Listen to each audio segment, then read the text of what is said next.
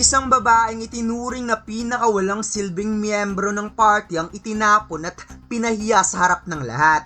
Ngunit ang hindi nila alam, may isang irang heavy knight ang handang ipagpalit ang lahat para lang mapasama siya sa kanyang party. Kaya ano kaya ang nakita ni Limas na hindi nakita ng iba sa babaeng ito? Kaya huwag na nating patagalin pa. Let's go! At kung ayaw mong mahuli sa bawat bagong upload, siguraduhin nakasubscribe ka sa ating YouTube channel. Doon nating unang ina-upload ang mga latest video bago pa sila lumalabas sa FB at TikTok natin. Kaya hit that subscribe button at i-on na rin ang notification bell para lagi kang updated. So without any further ado, let's go!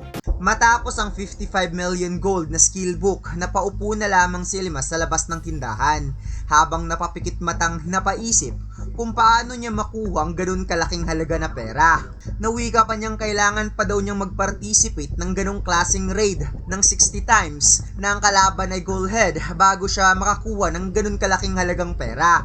Sinabi ni Limas na pare-pareho lang daw ang mga high-ranking adventurer at ang may-ari ng tindahang yun, tulad ng matandang yun na parang nawalan na sa tamang pag-iisip pagdating sa tunay na pagpapahalaga ng pera. Ngunit bagamat isang bihirang skill tree ang Fang of the Smoldering Insanity, kakaunti lamang ang may interest dito.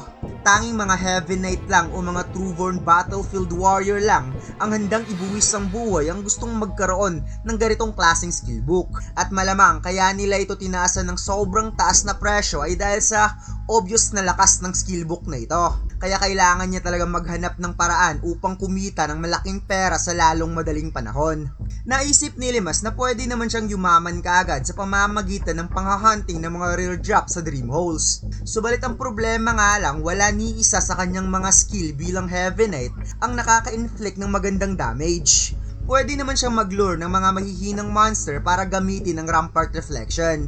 Ngunit ang problema naman ay sobrang tagal pa siguro bago siya makapag-lure ng iilang monster para hindi naman masayang ang Rampart Reflection niya. Pwede rin naman niyang gamitin ang kanyang beginner swordsmanship at kukuha na lang siya ng ibang skill book. Ang kaso habang tumatagal, humihina na rin ang mga skill na yon. Kaya nga tinawag na defective ang job class na ito. At kung kukuha naman siya ng ibang skill book, hindi na rin yun magagamit kapag mayroon na siyang Fang of Smoldering Insanity. Kaya nagsasayang lang talaga siya ng oras at pera. Naisip ni Limas na alam niyang isang Heavy Knight sa pinaka-worst in terms of popularity. However, inaasahan niyang unti-unti nang makikilala ang pangalan niya dahil sa raid quest na sinalihan niya. And what if kung makikipagtulungan na lang kaya siya sa ibang mga adventurer, siguradong marami siyang magiging option sa battlefield. Kaya napaisip si Limas na mukhang kailangan niya talaga ng kahit isa man lang nakakampi. Ilang sandali pa ay may mga adventurer ang biglang napadaan sa tinatambayan ni Limas na napasabi nga itong hindi daw siya makapaniwala na nakakuha sila ng rare drop, isang blood-soaked sword, kaya nakikita niya na daw talaga ang magiging future nila since mabibenta nila ito ng 2 million gold. Bigla nga ditong napatawa ang isa nilang kasamahan na napasabing dahil daw sa kanya kaya sila sinuwerte at ipinakilala nga siya dito sa pangalang Roche na ang job class ay Piero. Biglangan tumahimik dito ang dalawa niyang kasamahan at sinabi ng isa na, "Kita mo na, sabi ko sa'yo napaka-effective talaga ng ginawa niya." Samantala, habang nakikita naman ni Limas ang tatlo na dumadaan sa harapan niya, hindi naman niya mapigilang mapaisip kung gaano kaganda ang combination ng party nila. Isang Piero, bandit at swordsman. Wika ng swordsman na, "Oo nga naman, maraming salamat talaga sa'yo. Dahil kailangan pa daw nila maglabas-pasok sa Dream Hole bago sila makakuha ng isang rare na item. At sa tingin daw niya, hindi naman gaano nakatulong ang mga skill nito sa naging raid nila. Kaya ang Piero na si Rush ay parang nakaramdam tuloy ng awkward. Ngunit sinabi pa rin niyang sigurado siya kapag patuloy lang silang maglalakbay na magkakasama, ang kanyang skill power ay mas lalo pang lalakas. Ito pa lamang ang simula niya. Seryosong sinabi ng swordsman kay Rush na mayroon siyang gustong itanong kung talaga bang umaasa ito na mabibigyan ng cut sa gold na nakuha nila ngayong araw. Napawat nga dito si Rush na parang nagtataka siya at sinabing bakit naman ganun. Alam daw nilang tatlo na ginamit niya ang lahat ng makakaya niya sa front lines. Kaya gusto niyang at least 50-50 na hatian. O baka dalawa o kahit 100,000 man lang na cut para sa kanya. Ma-appreciate niya na yon. Kaya ang swordsman ay inis na inis habang nakikinig sa pinagsasabi ni Rush. Diretsahang sinabi ng swordsman na kahit ibigay pa daw ni Rush ang lahat-lahat nitong makakaya, hindi pa rin ito makakapagbigay ng decent attack skill sa kalaban. At gusto niyang sabihin na ang tanging ginawa lang daw nito tuwing laban ay ang kakaunting pagpapalaho ng attack power sa mga halimaw. Kaya isa itong useless at walang kwentang kasama. Napaklin siya sobrang inis itong si Rush at ipinaliwanag na ang rason daw kung bakit wala siyang ganoong skill attack ay dahil inallocate niya ang lahat ng skill points base sa ibinibigay na utos sa kanya ni Clean, which is ang tinutukoy niya ditong si Clean mga lods ay ang swordsman. Siya pa lang nagturo kay Rush kung saan niya ilalagay ang lahat ng mga skill points. At pangalawa daw, nakagawa sila ngayon ng isang malaking payday at gusto pa nitong kunin ng lahat. Kaya sinabihan ni Rush na isa itong kupal na gagong walang hiya at makasarling kasama. Kaya inis nga ditong napatitig si Clean sa kanya na napasabing, anong sinabi mo? Isa kong kupal? Kaya si Rush ay parang na-shock at mukhang ngayon lang niya na-realize na may masama pala siyang nasabi kanina. Wika ni Clean na mukhang bumaluktot ata ang tornilyo sa utak nitong si Rush. Ang ginawa lang naman niya ay nagbigay siya ng isang simpleng suggestion kung paano ito palakihin ang kanyang skill tree. Subalit wala na siyang pakialam doon kung ano ang magiging kahinatnan sa skill tree nito in the future. Kaya si Rush ay parang binagsakan ng mundo nang na-realize na baka ang dami niya ng maling pinagagawa sa skill tree niya dahil nakinig siya kay Clean. Samantala, ang ating bida ay napaisip na ganito talaga ang palaging issue kapag nasa party. Ang pagtatalo sa hatian ng rewards at nagkaroon pa ng misallocation sa skill points. At sobrang common na ang ganitong klaseng issue sa Magic World. Paliwanag ni Limas na karaniwan ay pinagpaplanuhan muna ng bawat partido kung paano nila palalakihin ang kanilang mga skill tree. Ngunit kapag biglang nagbago ang sitwasyon, nauuwi lamang sa wala ang lahat ng kanilang naging plano. Isa ito sa mga problema na paminsan-minsan nangyayari talaga. Bigla nga ditong ibinagsak ni Clean ng 100,000 gold sa ground at sinabing, ito na yung gold mo Rush, kunin mo na. Ito naman yung hinihingi mo, hindi ba? Habang si Rush naman ay parang nagdadalawang isip kung kukunin ba niya ang mga gold na ito dahil siguradong mawawalan siya ng kaparty kapag kukunin niya ang mga ito. Sinabi ni Clean na sobrang hina ni Rush at wala man lang itong dissenting attack skill. Pasalamat pa nga ito sa kanya dahil tinanggap niya ito sa party niya. Hindi siya makapaniwalang ang dali lang nitong nagbago matapos nilang kumita ng malaking pera. At tinanong niya pa dito si Reese kung same lang ba sila ng nararamdamang pagdismaya para kay Rush. Sumangayon naman itong si Reese na tama mga sinabi ni Clean. Iniisip lang daw ni Rush ang kanyang sarili kahit hindi naman sila lumalangoy sa pera. Kaya si Rush ay agad nagpaliwanag na hindi naman ganun ang iniisip niya. Dahil dito humingi ng sorry si Rush at sana patawarin siya ni Clean at Reese at binabawi niya na ang lahat ng sinabi niya. Nagkamali siya kaya hindi siya karapat dapat na magkaroon ng malaking payday sa araw na to. Subalit biglang sinabi ni Clean na hindi nila kailangan ng sorry dahil simula ngayon wala nang deal na namamagitan sa kanila at sinabi pa ni Clean na good luck na lamang daw sa kawawang magiging susunod na kaparty ni Rush dahil isa itong useless at mahinang kasama. Samantala habang pinapanood ni Ilma sa mga nangyayari, sinabi niya na madalas na uuwi sa pagkawatak-watak ang isang party dahil lamang sa usaping pera. Kaya ang skill point system ay isa talagang malupit na sistema. Ipinaliwanag din ni Limas na ang paraan ng pagpapatakbo ng laro ay hindi ka maaaring mag-level up hanggat hindi mo kayang ipagtanggol ang sarili mo laban sa isang halimaw na kapantay mo lang ng level. Kaya naisip niya na baka nailagay ng babaeng ito ang kanyang mga skill points sa speed booster o kaya kung sa ano-anong hindi naman kailangang weapon skill. At since isa itong Piero, baka sa support skill niya ito nailagay. However, naisip naman ni Limas na kung wala talagang tamang mga attack skill ang babaeng ito at nahihirapan pa rin lumaban sa mga monster na kapareho lang niya ng level, talagang mahihirapan ng babaeng ito na itaas ang kanyang level. At bigla nga ditong naalala ni Ilimas ang sinabi ng swordsman na hindi na mabilang kung ilang beses silang naglabas-pasok sa mga dream hole bago sila mabigyan ng isang rare drop item. At sinabi pa nitong hindi niya masabi kung malaki ba talagang naitulong ng mga skill ni Rush sa kanilang party. Subalit bigla nga ditong naghulas si Ilimas at napatanong sa kanyang sarili na what if ang babaeng ito ay mayroong skill tree na hindi alam ng karamihan kung gaano ito kalakas habang tumatagal. Kaya agad nga ditong nagdash si Ilimas at si Rosh naman ay maiyak-iyak na sumunod sa dalawa niyang kasamahan habang humihingi ng tawad at hindi niya na daw kailangan ng pera. Kaya nagmamakaawa siyang huwag siyang alisin sa party. At bigla nga ditong nahawakan ni Limas ang kamay ni Rosh na ikinagulat naman ni Rosh kung bakit may biglang humawak sa kanya. At sinabi nga dito ni Limas habang hingal na pinagpapawisan na napasabing, "Pakiusap, pwede ba tayong mag-form ng isang party kasama ako?" Ngunit itong si Rosh ay gulat na sinabing, "Sino ka ba? Bakit ka biglang kumapit sa akin na parang baliw?" Ipinaliwanag ni Limas na gusto niyang magkaroon sila ng formal na party at ipinapangako niyang hindi niya hahayaang may masamang mangyari rito. Kaya nakikiusap siya na bumuo sila ng party. Ngunit habang nakikita ni Rosh ang desperadong mukha ni Limas, mas lalo naman siyang natakot sa pagmumukha nito na parabang may masamang gagawin ng taong ito sa kanya. Agad na sinabi ni Limas na what if gawin nilang 80-20 ang hatian. Sa'yo ang 80, sa akin naman ang 20, walang biro. Kaya sinabi ni Rosh na teka muna, magdahan-dahan muna tayo. Una, bitawan mo muna yung kamay ko. Kaya si Limas ay nagulat rin sa sarili kung bakit sumobra siya sa paghawak ng kamay ng isang babae, kung kaya't humingi siya ng sorry.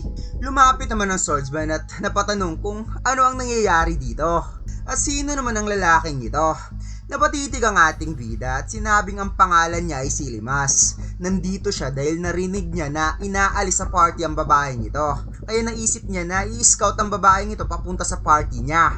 Napatawa si Clint at sinabing wala na ata sa katinuan ng pag-iisip mo. Nasa zero fighting capabilities ang babaeng yan, to the point na hindi niya kayang pataasin ang sarili niyang level.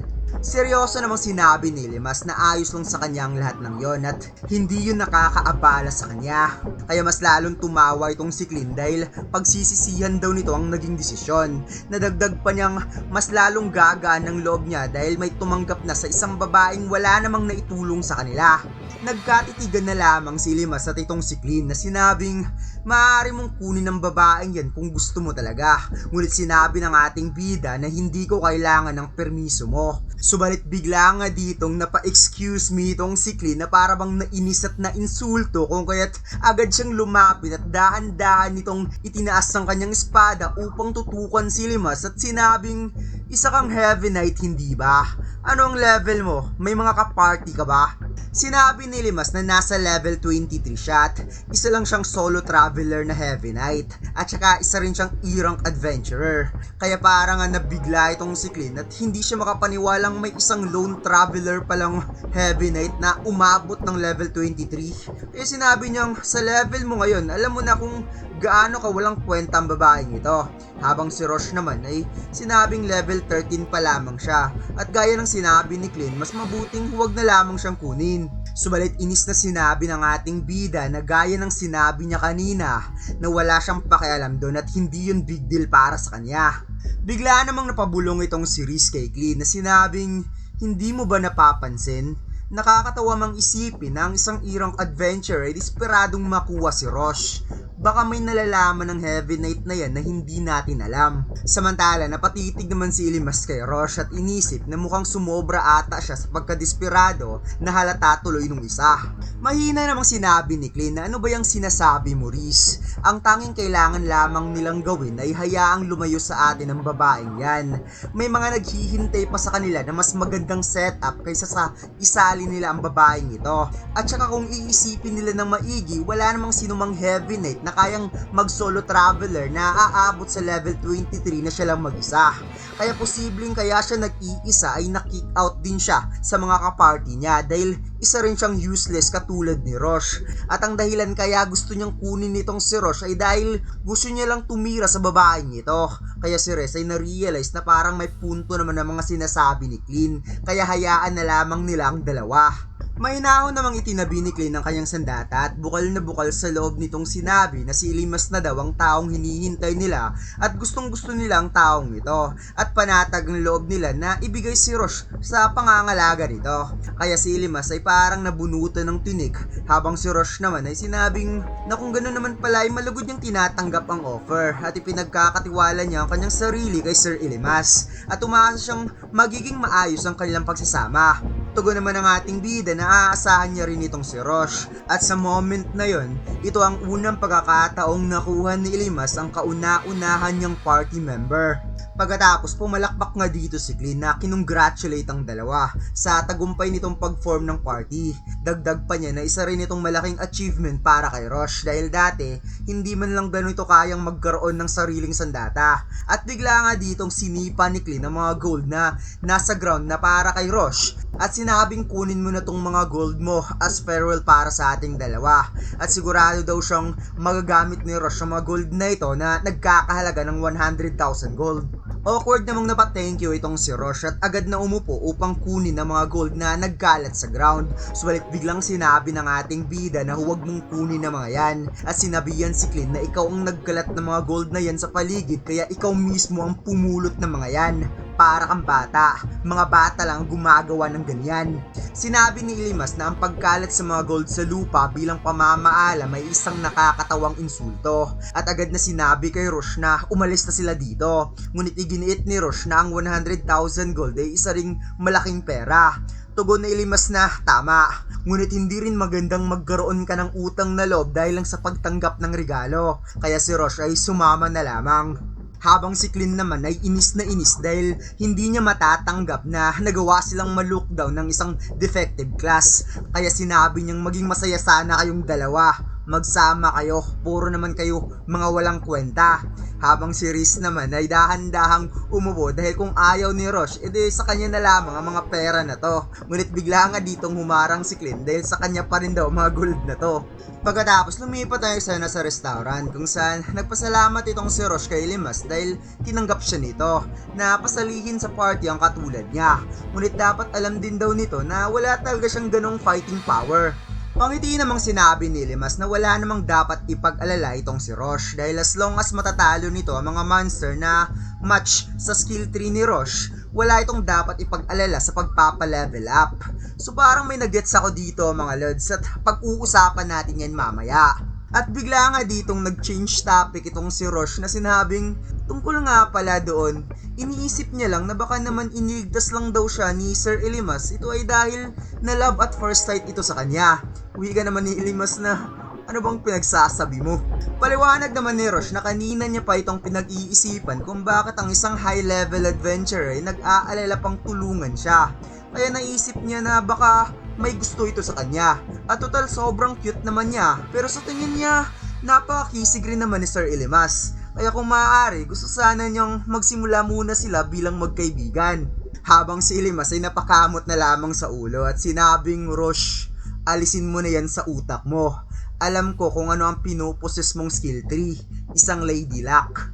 At sa mga nakapansin dito sa Heavy Knight series mga lods, para talagang may pagkakahawig ito sa mga online games na nilaro noong panahon ng mga batang 90s.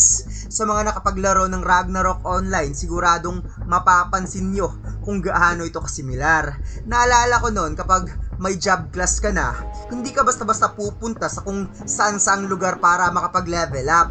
May mga lugar na talagang bagay ang job class mo dahil doon nakaayon ang build up sa gameplay nito. Maliban na lang kung sobrang taas na talaga ng level mo. Dahil kapag nagpa-level up ka sa lugar na tumutugma sa job class mo, mas malaki ang experience na makukuha mo. Bukod pa dito, ang mga item na madadrop ay mas malaki rin ang chance ang bumagay sa klase ng karakter mo. Halimbawa, kung isa kang swordsman pero pinili mong magpa-level up sa lugar ng mga mage, malamang ang mga rewards na makukuha mo doon ay mga kagamitan ng mga mage tulad ng staff, wand at iba pang mga magic equipments. Ang problema, halos walang pakinabang ang mga item na ito dahil hindi naman ito angkop sa job class mo.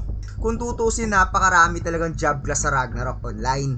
Pati ang art style, medyo may pagkakahawig din. Kaya excited talaga ako sa magiging job change quest ni Ilimas at Rosh kapag mas tumaas na ang level nila. Sigurado ako mas maganda pa ang mga armor nila at mas magiging astig ang mga abilities nila. Sana rin makasama nila ang iba pang mga job classes para mas lalo pang maging exciting ang series na ito.